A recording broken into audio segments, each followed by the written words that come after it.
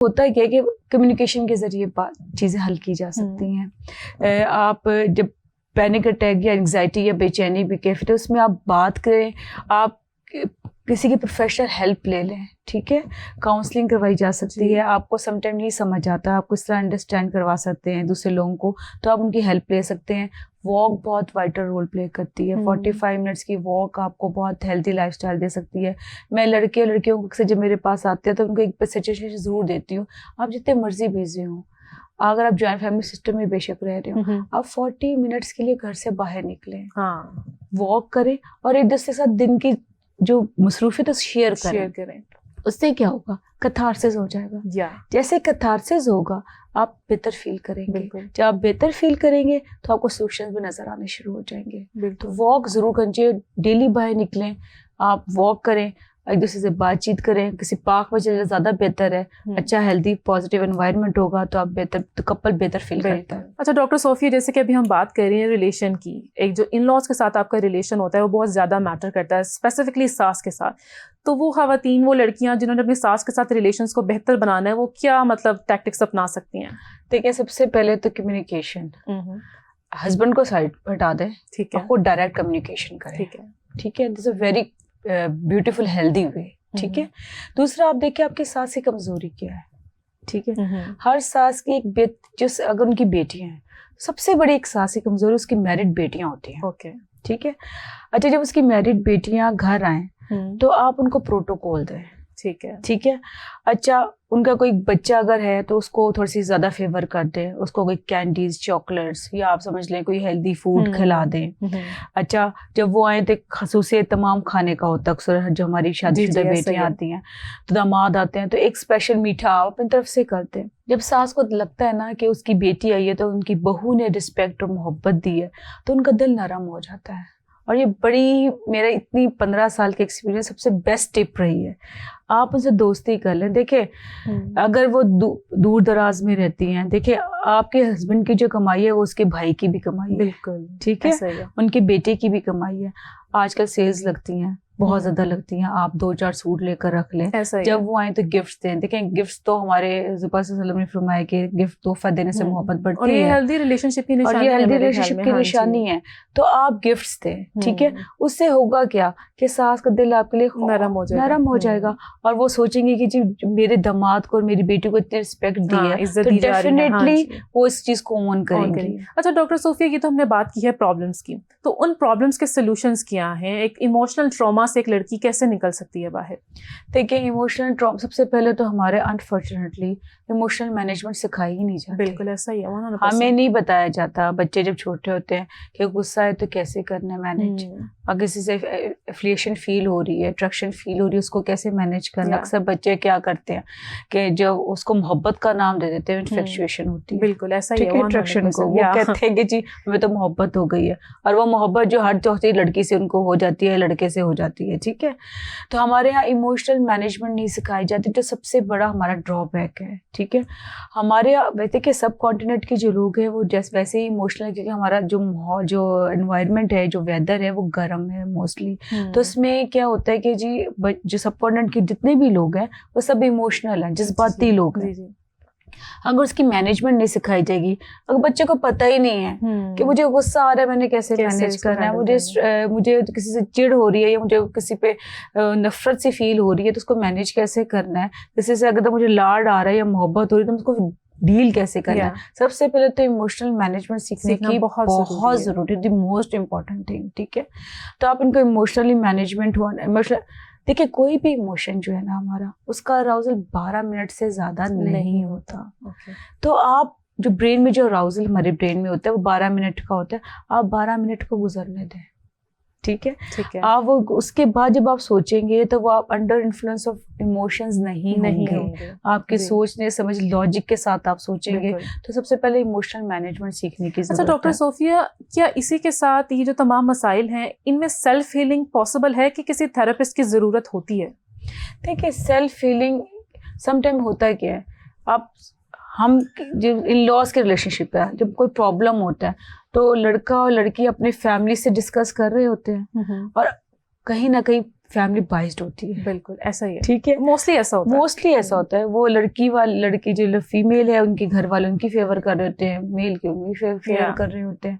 तो होता है कि मसाइल हल नहीं होते। आपको एक ऐसे बंदे की जरूरत होती है जो कि अनबाइज्ड हो, जो कि आपको दोनों को समझाए कि वो दोनों कहाँ शोहर के लिए मेरे ख्याल में यहाँ पर चैलेंज आता है, सबसे बड़ा चैलेंज होता है। ठीक है, तो उस टाइम प्रोफेशनल हेल्प की जरूरत होती है और चीजें सॉर्ट आउट होती है।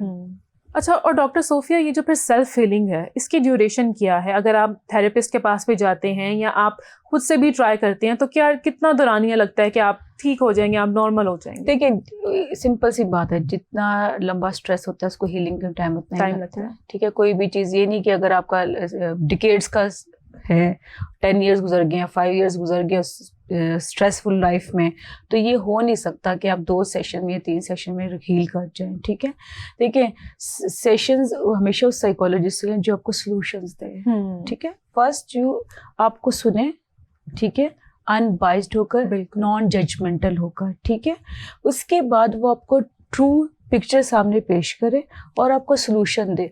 वुमन साइकोलॉजी जो सोल्यूशन देती है उसके साथ कुछ प्रैक्टिकल चीज़ें भी कही जाती हैं। वो प्रैक्टिकल चीज़ें जब अप्लाई की जाती है तो हीलिंग का प्रोसेस जल्दी होता है। सिर्फ कैथारसिस से चीज़ें सही नहीं होती। सेल्फ हीलिंग के लिए आपको अपने ऊपर सेल्फ असेसमेंट करनी पड़ती है और अपने ऊपर काम करने की जरूरत होती है। जब अपने ऊपर आप काम करते हैं, जिसमें अपनी खूबियों को पॉलिश करते हैं और खामियों को ठीक करने की कोशिश करते हैं, तभी चीजें बेहतर होती हैं। तो ऐसे में डॉक्टर सोफिया, डेली अफर्मेशंस और डेली मेडिटेशन कितना हेल्प करती है?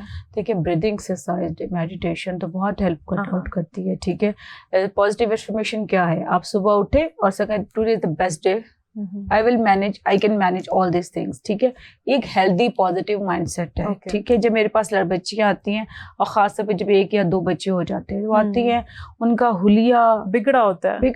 ठीक है, हालांकि वो अपनी यूनिवर्सिटी लाइफ में बड़ी ग्रूम्ड होती है। ठीक है, वो अपने ऊपर जो मी टाइम होता है वो तो करती नहीं है, अपने ऊपर काम ही नहीं। अब मैं पूछती हूँ, शादी को एक बहुत बड़ी जिम्मेदारी, बोझ समझा जाता है, इस वजह से वो कहती हैं कि उन्होंने अपना आप छोड़ा होता है। ठीक है, सबसे पहले तो अपनी ग्रूमिंग पे काम करे। रूम से जब तभी निकले जब आप अच्छी बेहतर कपड़े, साफ कपड़े पहने हो, मेकअप, हल्के से लिपस्टिक लगाई हो, बाल प्रेजेंटेबल हो। पहला टाइम जब शीशे की तरफ देखे, यू फील गुड। ठीक है, तो वो क्या होता है कि आपके अंदर हेल्दी पॉजिटिव माइंडसेट क्रिएट हो जाता है। फिर आप जब दिन गुजरता है आपका बेहतरी की तरफ आता है। और या आप सुबह उठेंगे, आप डल होंगे, आप वैसे ही जक्सर बाल बांध के ऊपर चुटकी बांध लेती हैं लड़कियां, क्लिप बांध लिया, जैसे होलिया में चलेगी, उससे क्या है, आप फ्रेश ही नहीं फील करते। आपका प्यार करना बहुत जरूरी है। जब तक आप खुद से प्यार नहीं करेंगे, आप किसी से नहीं कर सकते। Self love is important. देखिए, सेल्फ लव बहुत इम्पोर्टेंट है। अक्सर कहते हैं कि जी आप सेल्फ लव के बारे में बात करती है। Self love is the most important thing. Selfish होना और सेल्फ लव में फर्क है, बहुत बड़ा फर्क है। ठीक है, सेल्फिश तो है कि सिर्फ अपनी जात के बारे में सोचे, बाकियों के बारे में ना सोचे। सेल्फ लव का मतलब है अपने आप पे सिर्फ इसलिए आप काम करें, अपने आप को भी बेहतर करें और अपने इर्द गिर्द के जो एनवायरनमेंट है उसको भी आप बेहतर कर सकें। जी, अच्छा doctor Sophia, basic meditational exercises क्या हैं जो आप अपनी डेली रूटीन में आपको करनी चाहिए? देखिए, breathing exercise the most important. ठीक है, ब्रीदिंग एक्सरसाइज का बड़ा एक आसान से मैं आपको टूल दे देती हूँ। आप जरा डाइनिंग टेबल की चेयर पे बैठे, आप इस तरह बैठे, यहाँ पे हाथ रखें आप। ठीक है, और आप ब्रीथ करें, breathe in and hold it for a second. You have to breathe in for 6 seconds, hold it for 5 seconds, and breathe out for 4 seconds. 6, 5 and 4 का है। 6, 5 and 4। और आपने मुंह के जरिए एक्सेल करना, नोज के जरिए एक्सेल नहीं करना।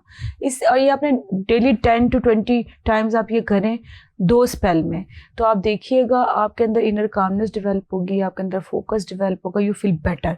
तो ये बज़ाहिर लगता है कि इससे फ़र्क नहीं पड़ता, but it will help you a lot. अच्छा डॉक्टर सोफिया, अभी हमने प्रॉब्लम्स की बात की, फिर सोल्यूशंस की भी बात की, ट्रीटमेंट्स की बात की है हमने, तो जो मेंटल हेल्थ इश्यूज हैं वो एक औरत के लिए कितने नुकसानदेह हैं? ऑब्वियसली आपको हार्मोनल इश्यूज भी आ जाते हैं, हार्मोनल इम्बैलेंस होता है, तो उसको कैसे हम ट्रीट कर सकते हैं?